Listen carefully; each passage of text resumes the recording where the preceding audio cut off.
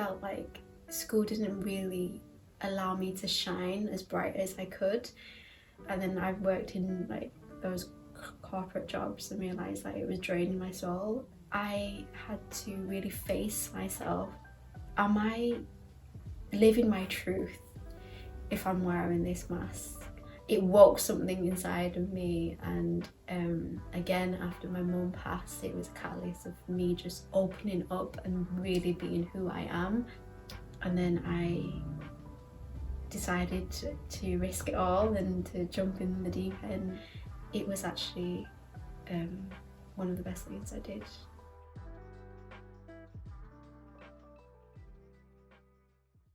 Hi, it's Dean from I&I Insight, and I'm excited to introduce the first episode of a new video series, I&I Interviews, in which I interview inspiring individuals who are working to change the world for the better, to learn more about their vision, their values, and their journey so far. In this first episode, I'm excited to welcome a multimodal, multi-talented artist, graphic designer, sound therapist, and the creator of KimHo.Art. She's also the biggest inspiration in my life, the love of my life, and my wife, Kim Ho. Kim, welcome to I&I Interviews. Thank you, my love. I'm so glad to be here. Fantastic. I'm excited to have you. So Kim, as I say, you are a multimodal artist, graphic designer, sound therapist, creator of KimHo.Art. I'd like to learn much more about all of that later on in the conversation. But first of all, if you could just tell us a little bit about your background, maybe about your family, where you're from, and maybe what you were like as a child and what life was like for you growing up. So I am in a family of 6, including my mum and dad. My mum and dad originally it's from Vietnam. They're from Vietnam, and my dad came over by boat. He didn't know where he was going initially. He just needed to escape, and he wanted to bring a better life for the family. And during that time, my mum and my older sister and my older brother was living in Vietnam, and my mum was being a single parent and looking after the kids by herself, and she was holding 3 jobs at the time, trying to, get as much money as she can to just survive. My dad risked it and risked his life to come over here.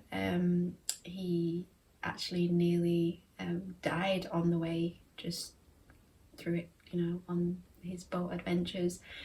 There was a point where there was no gas left and no food left, and he didn't know what to do. But fortunately, there was a ship that was coming by to rescue them. And he had a choice of whether going to America or to England, and he chose England.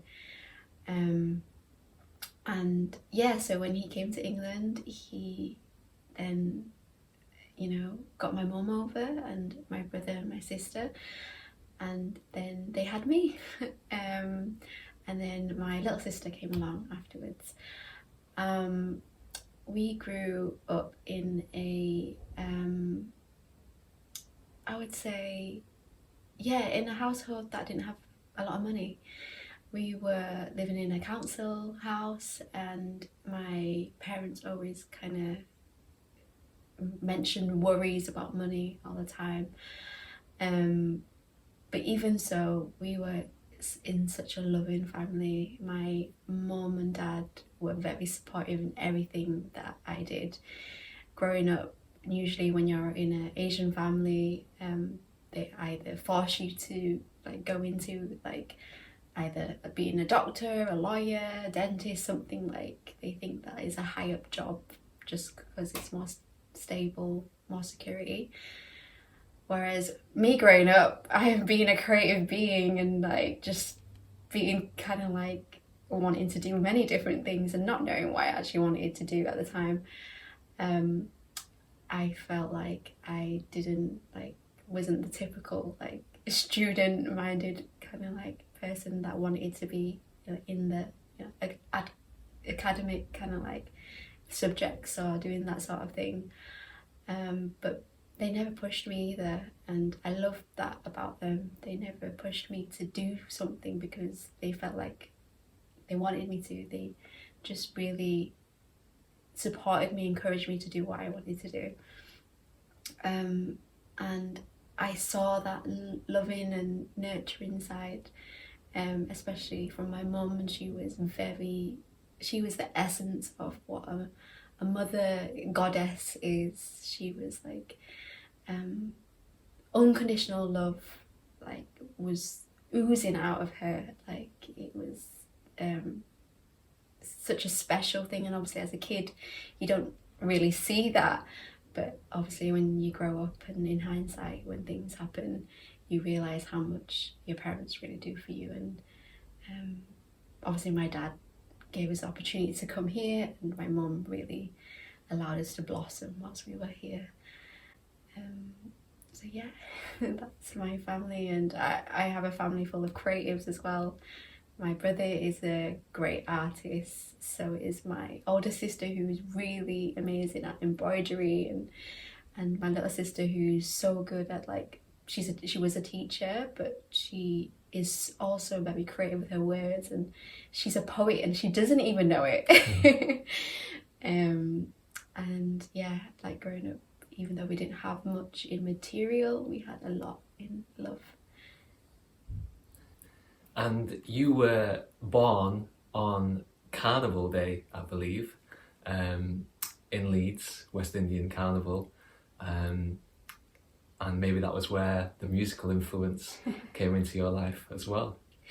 Yeah, most definitely. My mum said that it was on Carnival Day. She went out to go admire the parade, and when the drums started going, she said her water broke, and it must have been me in her stomach wanting to come out and dance to the drums. So yeah, that's a really special story, and when she told me that, I resonated with it so much, because I was like, yeah, of course, no wonder why I love the drums so much. It's like a heart instrument. So yeah. And you always say, even now, whenever you hear drums, you just feel like you have to dance, right? Definitely. And you know that too well. I definitely do, yeah. So can you tell us a little bit more about your early experiences with art or music or dance or any of the other modalities that you're interested in now? What was your relationship with those artistic kind of creative talents when you were a child? So I feel like I've always loved drawing. Like, I think it runs in my family as well. So my brother is an amazing artist, so is my mum. She was like amazing at drawing. She actually drew a portrait of Princess Diana and Prince Charles at the time. And that sketch she gave to my brother because Prince Charles was visiting his school, and my brother pretended that he drew it, which was awesome. We know your secret, sang. There's actually a picture of that, of my brother and Prince Charles. My brother giving the drawing to Prince Charles at home as well, which is framed and everything because my mum thought it was amazing. So yeah, I feel like drawing has always been like in the family and in my blood. Like I feel like I've always like, if there's a pen and a paper, I just doodle, and I just love just exploring that kind of imagination landscape and being able to like conjure up something that's like a make-believe onto like paper and creating an idea into reality. Yeah, so like I've always loved that sort of stuff, and I remembered getting a drawing pad for my birthday and just like felt like it was the best present ever, and just like really held it close to my heart, and it was like my best friend. And I remember drawing, like I drew a lot of like clothing design actually, and I think that's where the idea of wanting to be a fashion designer came from.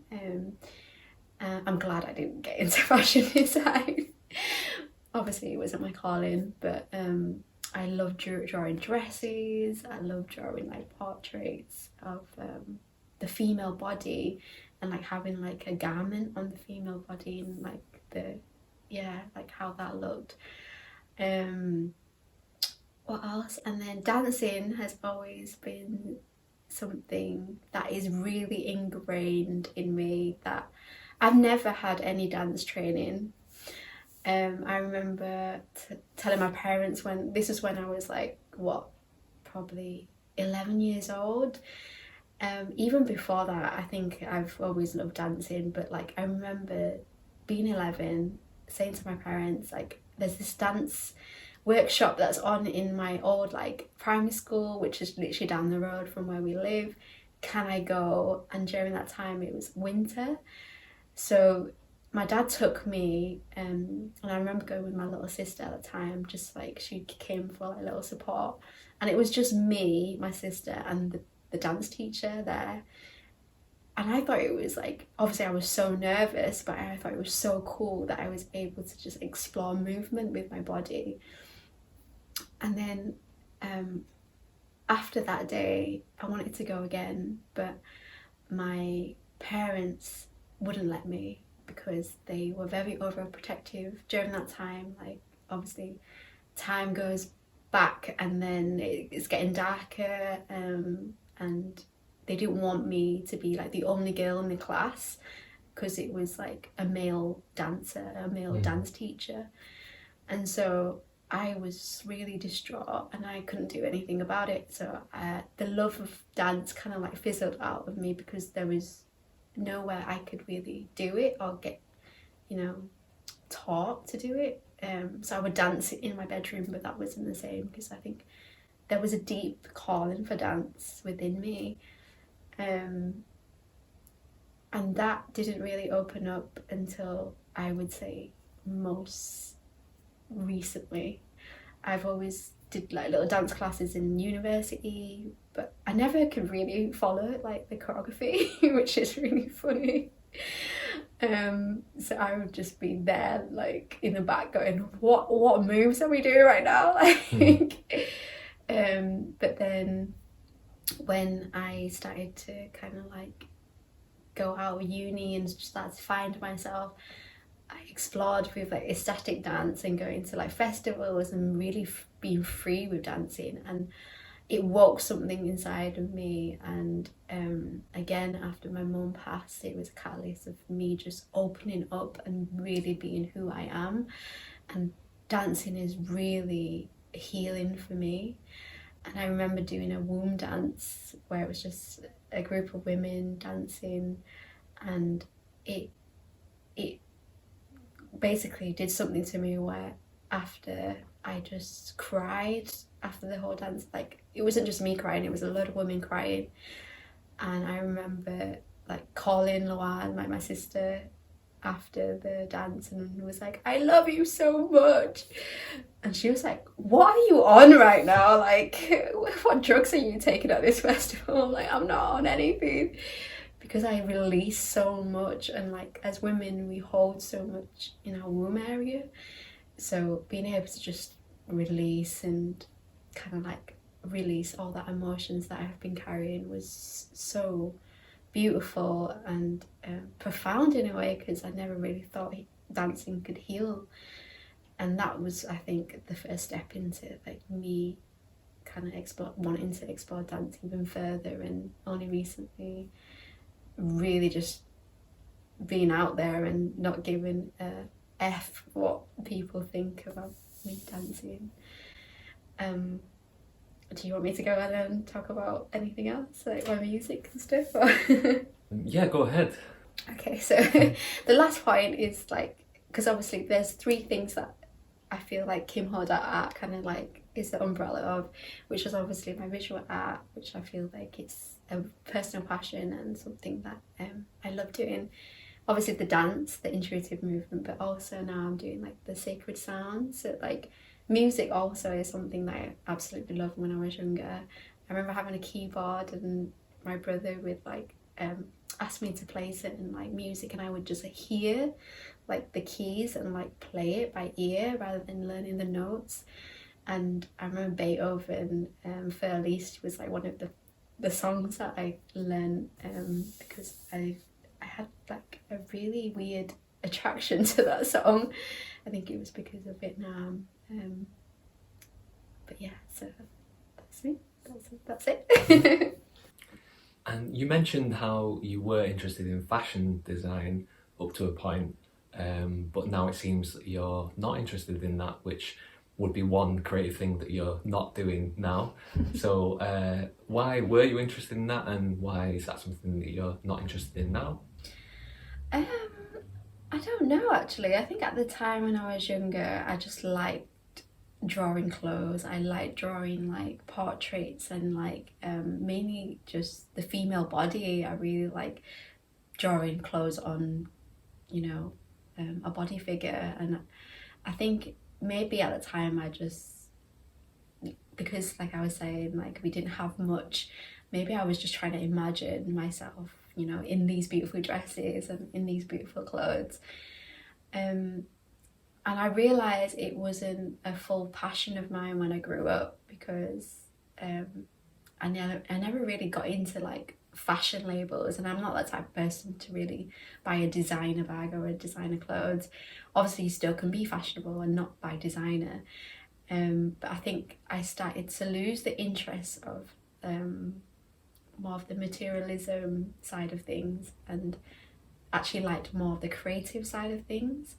So I know that the fashion industry obviously has like a lot of waste, and that's one of the main reasons I'm glad I didn't go down into fashion. But I think I just lost interest in the fashion, and also mainly because when I went to college and tried to find a college to do these subjects, the college that I really liked didn't have fashion, but it had product design instead. So because it was close to the creative field, I decided to choose product design. And could you tell us a little bit more about your experiences in school and the education system? Whether you were able to tap into that creativity that you obviously have and have had since you were young. Did you manage to explore that in school or not? And what was school like for you generally? And what was university like for you? Wow, so school. I don't think I ever liked school. I felt really odd and weird. I just felt like I didn't fit with school. And obviously I forced myself to be in it because I thought this is what you needed to do. So creativity wise, I feel like in primary school maybe they give you, it's more open, kind of like, you know, express yourself and playing Play-Doh, express yourself playing like with the sand and like little like games and stuff, which is nice. But then I think as I got older and as I get into like the upper years, like creativity is kind of like shunned out of like of the program, of the, like, you know, of the education. It's more about like, okay, this is like the topics that you need to be able to know. You have to learn it by heart. It's all about the memory game, and if you can't pass this test, then you're stupid. So I always thought I was stupid because I could pass like the test, maybe because I'm such a creative being. Like the test wasn't creative at all. So yeah, I felt like school didn't really allow me to shine as bright as I could. And in high school, again, I was attracted to art, so I did art. That was the only thing that was the subject that I got the best grade in. And then when I went to university, because I thought I needed to choose something, I didn't know what to choose, but like because you're at the age you have to choose something, I chose something that didn't really align with me, and then it was creative. Like the lecturers and I think the teachers kind of knew what they were doing, but I think there's not a lot of groundwork for each student. Like you don't really get to explore what it is that you actually like doing. You just kind of get pushed into something and then you're exploring it there and then. But you're distracted because you have all these exams that you have to learn and like all these methods, and you don't really have time to really explore really that kind of like what lights you up. So in a way, I would say that it helped me more so with maybe learning certain aspects about myself, obviously some certain skills, but I don't know if it was like really as helpful in that creative type of way as much. Mm-hmm. Is there anything that you would do differently in terms of your education if you were to go back in time? First of all, I would play so much more. Oh my gosh, I would not take life as seriously as I felt like I needed to. I would explore. Even if the teacher says like that's not what you're meant to be doing in this class, I would still just figure out what is that I want to do, what is it that I like to do. Once I knew that, then I could then potentially find something that was more aligned to my passion. In uni, for example, I would love to have done more creative like clubs. Like I fell in love with spoken word after university. I would love to have done that like in uni. Yeah, like I think I don't know if that answers the question, but yeah, I would love to have played more. That's a great answer. So could you tell us a little bit more about your working life, your career, without necessarily naming names, but maybe talk about some of the different types of jobs that you've had, maybe some highs, maybe some lows in your career, between university and up until before you set up KimHo.Art? So I've done so many different jobs. I've gone into retail, so yeah, working in like the clothes industry. I've worked in more of like the food industry as well, being a waitress, trying to find, some sort of like stability and some financial income because I couldn't find like a proper job. And then as I mentioned at the beginning, I did a graphic intern, and then that slowly helped me to get a graphic design job. And then I've worked in like those corporate jobs and realised that it was draining my soul, and then I decided to risk it all and to jump in the deep end and freelance. And so I freelance as a graphic designer also to help, with just the income side of things. It's a strength and a gift that I learned throughout my years, something that I can provide for others. But I feel like I'm a pool of like creativity where I have so many different passions that I love to like tip my toes in. So yeah, I have like different hobbies and interests. So, yeah. When you say that the corporate work kind of drained your soul, can you explain what you mean by that? Yeah, so waking up in the morning at a certain time and having to drive to the workplace in itself, that whole commute is in itself horrific. And then being in a space where you have to like be content all the time, like you're trying to like, even if you're so stressed out and you're under pressure, you're keeping your like, chin above the water and making sure that everything is like, done well, and it's not for yourself but for like this company who may not or may care for you really. And you kind of like felt as like a number when I was in a corporate job. And I mean, it's not, I might be like exaggerating, you know, certain bits of like the pressure and the stress. Obviously, it's a roller coaster. Some days you get busy periods. Some days you get like really kind of slow periods. But the idea of having to just stay at your desk and work continuously for like a period of time, the only breaks that you have is obviously toilet breaks and tea breaks and a short like you know, like break outside or whatever. But you're working like a machine, and as a human being, I'm very like in touch and like quite sensitive to like of just being. And like when I'm in a corporate world or a corporate job, like it seems like the human being is taken out of that space.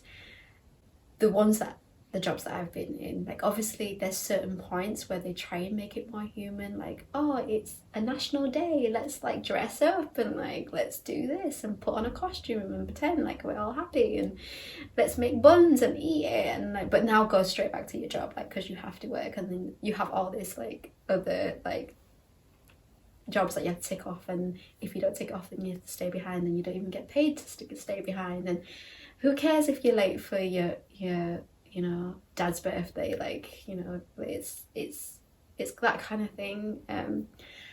But yeah, I feel like in general, and the conclusion is that the human being is taken out of this space, and I feel quite drained because I couldn't be fully authentic. And maybe it's something that I had to learn, because authenticity is something that I only recently am coming into, whereas when I was growing up, like, I was such a people pleaser and had to do things for others and weren't fully authentic. So maybe it was like something, like I say, something I had to learn. And if I was more authentic, would I be more happy in a corporate place? I don't think I will, really. I remember during COVID was quite a significant, difficult time for you in relation to work. I wonder if you can tell us a little bit about what that was like for you working during COVID, and maybe some challenging kind of situations and conversations that you had in your workplace at the time. Yeah, so I started my last corporate job during COVID times, and it was strange anyway, that whole period. Like, we just came back from Vietnam, traveling in Vietnam. We were teaching English in Vietnam, and we was quite close to obviously the Chinese borders, and we thought, like, what the frick is this? We jumped on a plane to go straight home, especially because my mum was like, get home now. She didn't want us to be kind of stuck out there, and she, bless her soul. But yeah, we got back, and then we got in a way stuck in a flat because we couldn't go anywhere else, and we couldn't even say hi to our loved ones. We couldn't even hug them, which was so strange and so disheartening because we hadn't seen them for like nearly a year. But because of this rule, we couldn't really like be anywhere near them. So yeah, that was insane. It feels like a dystopian story thinking about it, like remembering those times. But so yeah, I then realised that I had to, get a job. Because, I mean, yeah, what else do I need to do? What else can I do? So when I found this job, a lot of the people in the workspace were working from home. But because I was new, I had to come into the building, and I was working, but I was there with 2 other people, and it was like a ghost town. So the feeling of like working during that time was just really weird. And then I think I was then able to work from home, because then everybody had to like be at home because of like, obviously during that time the virus was getting out of hand or whatever. And then they started inviting people back into the building, and one of the rules that they told us, if we were coming in, we had to wear a mask. And during that time, I was doing a lot of research about like COVID-19 and what a mask could help with the virus. And in my belief, like the mask didn't help at all, like, and it was a cover-up, like, in many ways, of what was actually going on. Like, it was all a front, like, you're wearing this mask to protect each other, but it didn't really help anyway, so why wear it? So I had a very like kind of hard, challenging time having to wear a mask in work and feeling quite disorientated, as well as not authentic to my beliefs. We're not going to get too deep into like my beliefs in about like the COVID-19 and stuff, but just my feelings around it. But yeah, then I think I had to really face myself and actually have a conversation with myself to say, like, so am I living my truth if I'm wearing this mask? It hurts me to wear this mask because of my beliefs. It makes me sad, and it really does upset me that I have to wear this because of my job. And so I was in like this whole paradigm of like trying to figure out like who it is that I am and what it is that I need to do. So I spoke to HR about it, and I remember saying that I can't wear this mask. Like it just like having the mask on me in a way is like claustrophobic, because it was mentally and emotionally claustrophobic for me.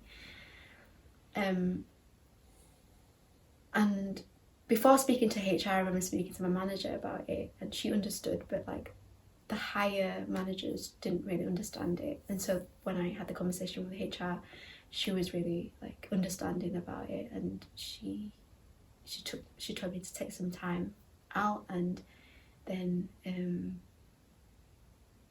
they can have a think about what we need to do moving forward. But that conversation was one of the stepping stones, the biggest stepping stones of me really speaking my truth. And I cried my eyes out. Just, I know it sounds minor, but for me it was such a big deal, because in all my life, I found it hard to speak my truth, or I found it hard to stand up for what's right, or stand up for myself. Like I said previously, I was such a people pleaser. I would be like, put you first before me, and I'll respect you, but I won't respect me. And so in doing this, in having this conversation, I was respecting myself. I was giving myself the honor and the respect and the dignity of like being able to hold space for myself and say, this is my truth. And I don't know what the circumstances is going to be, but I'm just going to be authentic right now.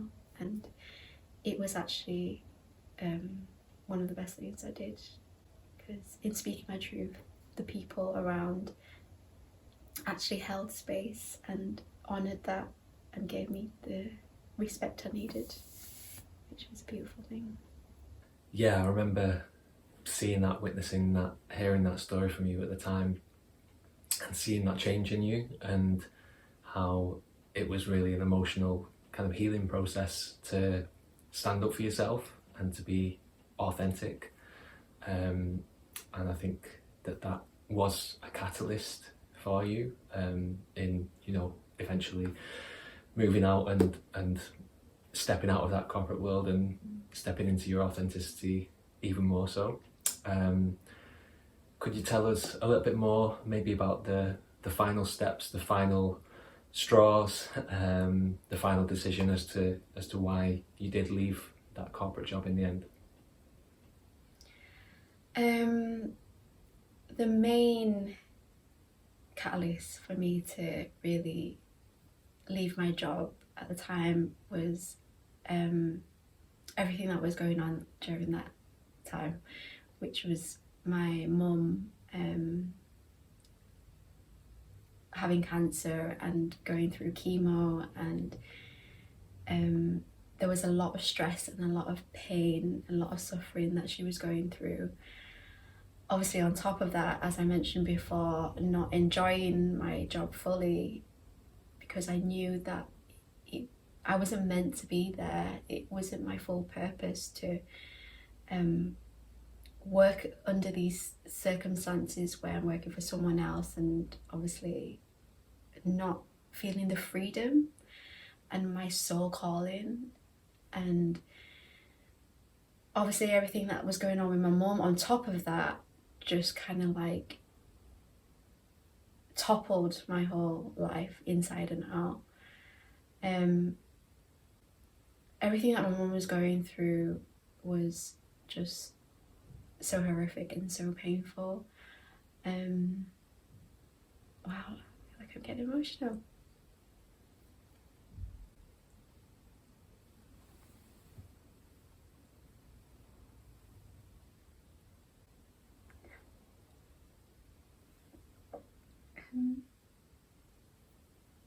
She really didn't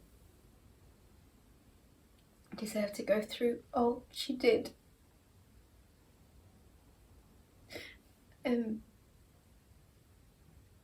During that time,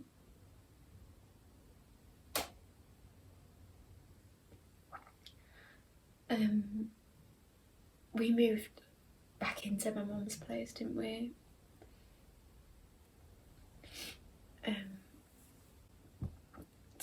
So I can be there for her and look after her.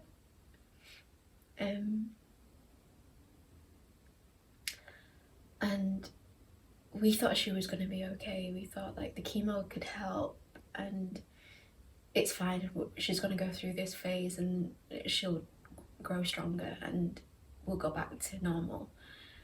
And then during that time I was working from home, trying to balance all this.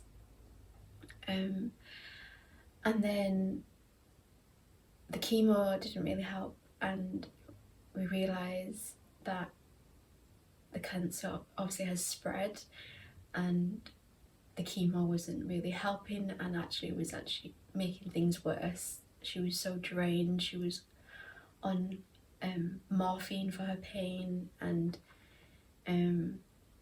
when she went through all these scans and all these x-rays, and I don't know what exactly created it, but her bowel kind of just, what was the word, split and ruptured, and everything happened so quickly. We went into the hospital not knowing what was going on. We knew that she was throwing up and it wasn't good, but we didn't know what the situation was like. And when we found out that she only had basically 2 weeks to live, and that's what the doctor said, like it might be less than that. Like we thought that she had at least 6 months, and that basically just made my life crumble, and everything, like reality just twisted and turned, and I felt like I was living outside of my body. Like this whole thing was a nightmare, and I didn't believe that this was gonna happen.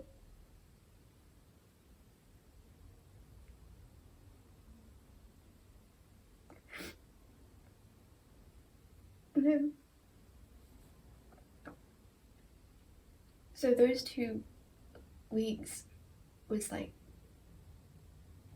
the worst weeks of my life.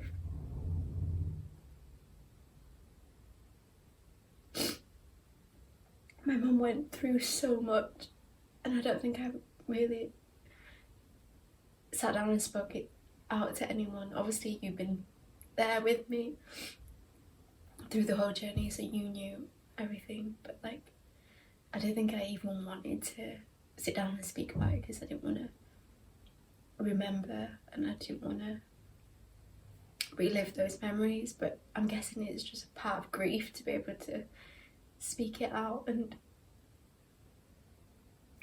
allow these emotions to just be let go of.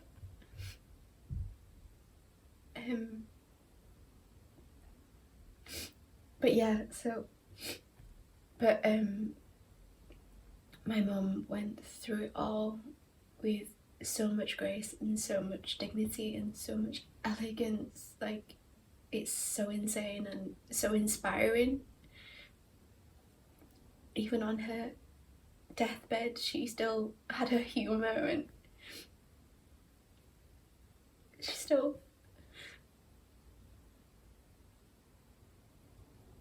was just, her heart was just so open. But yeah, after she passed, I couldn't handle being in a space that couldn't really hold space for me, and I knew that I needed to get out. So before my mum passed, she told me that she was so grateful for my workplace to be able to give me this time to look after her and be with her and to work from home and everything like that. That really stayed with me, and that was one of the things the reasons why I stuck at the job afterwards. But then my soul and my heart was broken, so but I just knew it was time. And my mum was like such a big catalyst in my life, and just during this whole process made me realise that life is too short, and to really go after my dreams and to really do what I love and really step into my purpose. And I really do feel her around.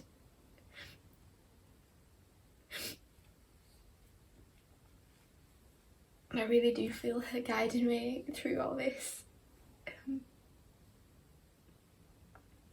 So yeah. Thanks for sharing, Kimbo. And I know it's not easy to speak about, and it was such a difficult time. And I'd just like to echo what you said about your mum, how she did really handle the last few days and weeks and months of her life, particularly those last few days of real pain and suffering. She did handle it with such grace and peace and dignity, as she also lived her life in that way as well.